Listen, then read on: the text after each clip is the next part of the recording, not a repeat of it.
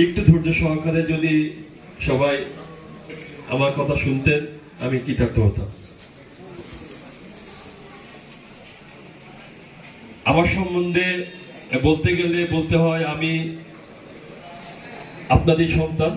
খালিশপুর অঞ্চলে আমার বসবাস, স্কুল কলেজ সব খালিশপুরে। বিএল কলেজ থেকে পাশ করেছি, রয় স্কুল থেকে পাশ করেছি, খালিশপুর স্কুলে আমি লেখাপড়া করেছি। এখান থেকে শেষ করে ঢাকা বিশ্ববিদ্যালয়, সেখান থেকে শেষ করে জাতীয় রাজনীতি। আমি বাংলার জাতীয়তাবাদী দল বিএনপির ছাত্র বিষয়ক সম্পাদকের দায়িত্বে আছি।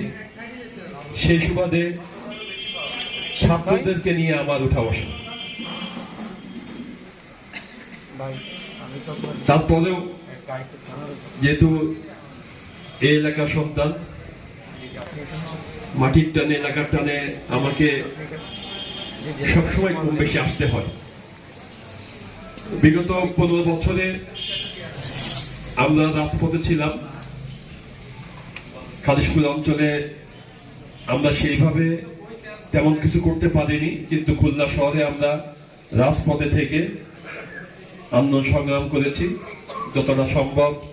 আমার নেতা এখানে বসা আছেন, খুলনা মহানগর বিএনপির বিপ্লবী সভাপতি অ্যাডভোকেট শফিকুল ইসলাম মোনা, ওনার নেতৃত্বেই আমরা খুলনা বিভাগের সবচেয়ে বড় বড় সমাবেশ বলেন, আন্দোলন বলেন, আমরা ওনার নেতৃত্বেই করেছি।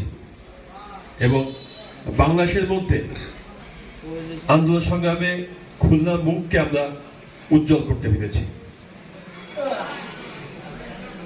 এর পাশাপাশি সামাজিক কর্মকাণ্ড বলেন, যেটা মনোভাব বলেছে, আমি এই কথাগুলো বলছি এই কারণে যে এখানে অনেক মুরব্বী আমার সামনে বসা, হয়তোবা অনেকে আমাকে আগে এভাবে কোনদিন বলতে দেখেননি কিংবা শুনেননি।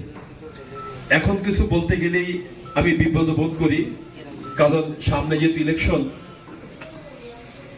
সবার মনে একটি ধারণা থাকে সামনে ইলেকশন, প্রার্থী অনেক বড় বড় কথা বলবেন ভোট চাওয়ার জন্য।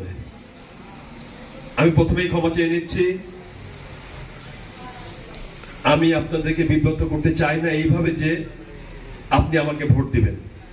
আমি একটু কথা বলতে চাই, আমরা ভোটের জন্য যে লড়াই করেছি, সংগ্রাম করেছি, আপনার ভোট আপনাকে ফিরিয়ে দেওয়ার জন্য, সেই সংগ্রামে আমরা জয়লাভ করেছি।